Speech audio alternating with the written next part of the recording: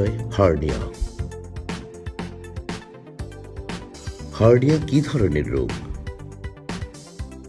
Hernia আসলে কোনো সংক্রামক কোনো বা বংশগত কোনো রোগ নয়। হার্নিয়া হচ্ছে আমাদের শরীরের মাংসপেশির কোনো অংশ দুর্বল হয়ে যাওয়ার কারণে শরীরের কোনো অংশ ফুলে গিয়ে হার্নিয়া হতে পারে।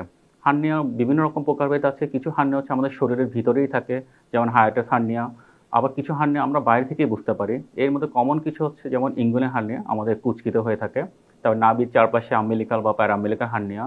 পূর্বে কোনো অপারেশন হয়ে থাকলে সেই অপারেশনের কাটা অংশে অনেক সময় ইনসিশনাল হার্নিয়া হতে পারে। এছাড়াও আমাদের থাইয়ের ওপর অংশ হতে পারে ফিমোরাল হার্নিয়া। এছাড়াও অনেক রকম লাম্বার হার্নিয়া ছাড়াও অনেক রকম হার্নিয়া হতে পারে। হার্নিয়া রোগের কারণগুলো কি কি? যেহেতু হার্নিয়া শরীরের মাংসপেশি দুর্বল কোনো অংশ দিয়ে কারণ হতে পারে, এজন্য হার্নিয়ার মধ্যে অন্যতম কারণগুলোর মধ্যে আছে যারা অনেক বেশি ওজন বহন করে থাকে, যেমন যারা বেশি পরিমাণে ব্যায়াম করে থাকে, অ্যাথলেট, ওদের এই কারণে হার্নিয়া হতে পারে।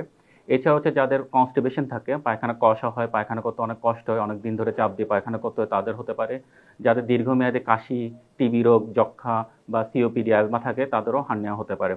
এছাড়া অনেক সময় যাদের অপারেশনের সময় বা অপারেশনের পরবর্তী জটিলতা দেখা দেয়, ইনফেকশন হয়ে থাকে, সেসব ক্ষেত্রে অপারেশনের যে অংশ দিয়ে আমরা অপারেশন করে থাকি সেখান দিয়ে ইনসিশনাল হার্নিয়াও হয়ে থাকে। এছাড়া অনেক সময় গর্ভবতী মাদের যাদের সিজারিয়ান সেকশন করা হয়ে থাকে, তাদের সিজারের অংশ দিয়ে অনেক সময় পরবর্তীতে ইনসিশনাল হার্নিয়া হয়ে থাকে।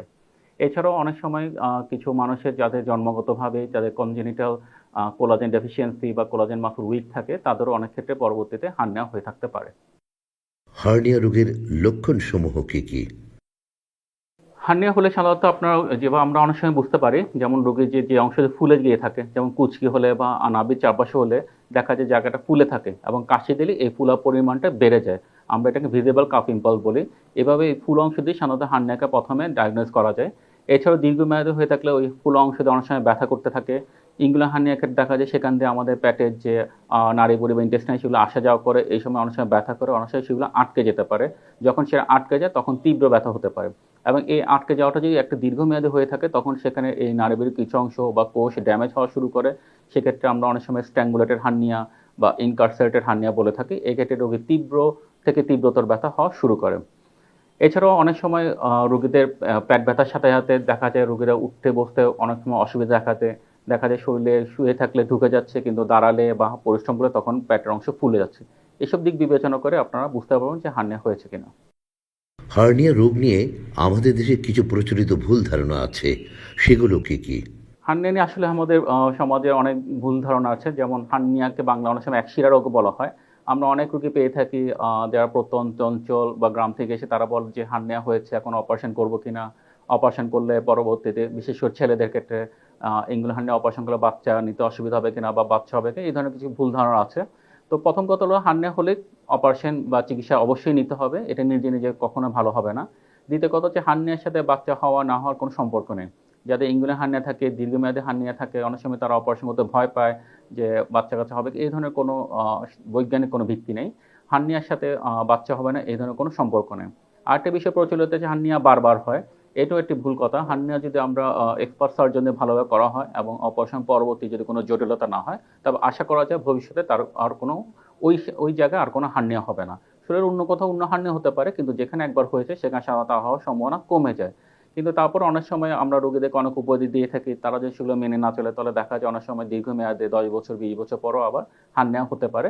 সেটা ভিন্ন ইস্যু। তবে সাধারণত হার্নিয়া হলে যে বারবার হবে এটা কত কোনো ভিত্তি নেই।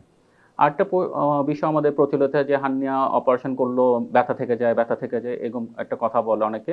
এটাও সঠিক নয়। হার্নিয়া হলে অপারেশন করে ফেললে 5-7 দিন বা সপ্তাহ দিকে হয়তো বিশ্রাম নিতে হয়, কিছু অসুবিধা হয়, কিন্তু এরপর রোগী স্বাভাবিক জীবনযাপন সবকিছুই করতে পারে। অনেকে বলেন হার্নিয়া অপারেশন করলে রোগী আর পরবর্তী কাজ করতে পারবে না, বসে থাকতে হবে, শুয়ে থাকতে হবে, এটাও কোনো ভিত্তি নেই। হার্নিয়া রোগী অপারেশনের পর একটা দীর্ঘমেয়াদে কিছুদিন রেস্ট নেওয়ার পর তার নর্মাল স্বাভাবিক জীবনযাপন সবকিছুই পরিচালনা করতে পারবেন। হার্নিয়া রোগ নির্ণয়ের পদ্ধতি কি? হার্নিয়া সাধারণত আমরা সার্জনরা রোগীর সাথে কথা বলে এবং দেখেই নিশ্চিত হয়ে যেতে পারি। এছাড়াও যদি অনেক সময় আমরা আরও বিস্তারিত জানতে চাই, সেক্ষেত্রে আমরা কিছু সাধারণ পরীক্ষা করে থাকি। সাধারণত আল্ট্রাসোনোগ্রাফি করে আমরা হার্নিয়ার যে মুখটা সেটা কত বড় স্যাক সেটা নির্ণয় করে থাকি। এছাড়াও যদি জটিল হার্নিয়া মনে হয় আমাদের ইনসিশনাল হার্নিয়া যেগুলোতে ডোমেন লস বা একটু খারাপ প্রকৃতি, সেক্ষেত্রে আমরা সিটি স্ক্যান বা এমআরআই করতে পারি। সাধারণত এই একটা পরীক্ষা করে হার্নিয়া বৃষ্টি সম্পর্কে জানা যায়। আর বাকি পরীক্ষা নিরীক্ষা রোগীর ওভারঅল তার শরীরের অবস্থা সম্পর্কে জানার জন্য করা হয়ে থাকে। হার্নিয়া রোগের আধুনিক চিকিৎসা পদ্ধতি কি? প্রথম কথা হলো হার্নিয়ার আসলে কোনো ওষুধ নেই। ওষুধ খেলে হার্নিয়া কখনোই ভালো হবে না। যারা প্রাথমিক পর্যায়ে আসে অনেক সময় অপারেশন করতে চায় না, বা আমরা যদি মনে করে এই হার্নিয়া তার কোনো বড় অসুবিধা করছে, সেক্ষেত্রে হয়তো আমরা তাকে ব্যথার ওষুধ, তার যেসব ফ্যাক্টর হয়তো কাশি থাকে, হয়তো কনস্টিপেশন, এসবের কিছু প্রাথমিক চিকিৎসা দিয়ে থাকে যাতে তার হার্নিয়াটা আর বড় না হয় বা খারাপ না হয়। কিন্তু হার্নিয়ার জন্য কোনো ওষুধ নেই। হার্নিয়ার একমাত্র চিকিৎসা পদ্ধতি হচ্ছে অপারেশন। এই অপারেশন বিভিন্ন রকমের আছে। বিভিন্ন হার্নিয়ার জন্য আমরা বিভিন্ন রকম অপারেশন করে থাকি। একটা বড় স্পেকট্রামে যদি আমরা চিন্তা করি তাহলে হচ্ছে একটা হচ্ছে ওপেন অপারেশন, আর একটা হচ্ছে ল্যাপারোস্কোপিক বা মেশিনের মাধ্যমে অপারেশন। ওপেন অপারেশন বা ল্যাপারোস্কোপি যেটাই করি না কেন, বর্তমানে আমরা সব হার্নিয়া অপারেশন ক্ষেত্রে অবশ্যই ম্যাশ বা জালি দিয়ে থাকি যাতে ভবিষ্যতে তার একটা রিকারেন্স না হয়ে থাকে।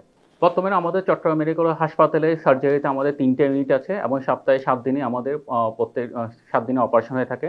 এবং আমরা প্রতিদিন যে অপারেশন করি তার মধ্যে হার্নিয়া খুবই কমন একটি অপারেশন। এটা প্রতিদিনই আমাদের এখানে হার্নিয়া ১টা, ২টা, ৩টা করেও অপারেশন হয়ে থাকে। এই অপারেশন আমরা বিভিন্নভাবে করে থাকি। ইনগুইনাল হার্নিয়া বা ছোট হার্নিয়াগুলো আমরা অনেক সময় পেট কেটে, ছোট করে কেটেই অপারেশন করে থাকি জালি দিয়ে। আর অনেক সময় যাদের ২ পাশে হার্নিয়া, জটিল হার্নিয়া বা আগে একবার হয়েছে আবার হচ্ছে, সেক্ষেত্রে আমরা অনেক সময় ল্যাপারোস্কোপির মাধ্যমে টিএপিপি বা টিইপির মাধ্যমে অপারেশন করে থাকি। হার্নিয়া অপারেশন চট্টগ্রাম মেডিকেলে খুবই সহজলভ্য এবং খুবই কম খরচে হয়ে যায়। যদিও আমাদের এখানে রোগীর চাপ বেশি, এইজন্য রোগীদের হয়তো কিছুদিন অপেক্ষা করতে হয়।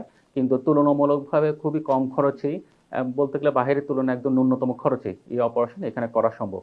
এবং রোগীর আউটকামও খুবই ভালো।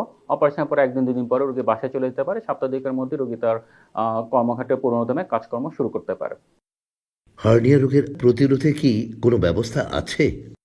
যেহেতু হার্নিয়া আমাদের মাংসপেশির দুর্বল অংশ দিয়ে হয়ে থাকে, তো আসলে কার হার্নিয়া হবে এটা আগে থেকে বোঝার সুযোগ খুবই কম।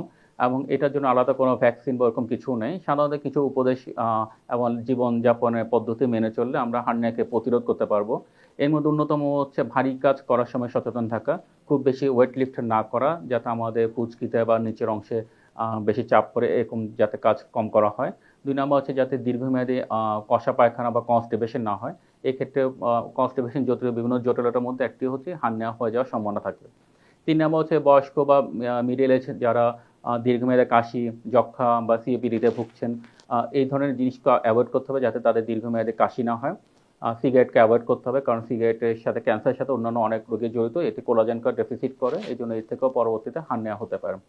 এছাড়াও যাদের শরীরে অন্য কোনো অপারেশন হয়, অপারেশন চলাকালীন এবং অপারেশন পরবর্তী সার্জনরা যেসব উপদেশ দেবে সেগুলো অবশ্যই মেনে চলতে হবে। অপারেশনের সাথে যাতে কোনো ইনফেকশন না হয়, কোনো রকম জটিলতা দেখা না দেয়। কারণ পরবর্তী দেখা যায় এইসব অপারেশনের জটিলতা থেকে ওই জায়গা দিয়ে আবার হার্নিয়া হতে পারে। এই সকল বিষয় নিয়ে সচেতন থাকলে আশা করা যায় হার্নিয়া থেকে প্রতিরোধ করা সম্ভব।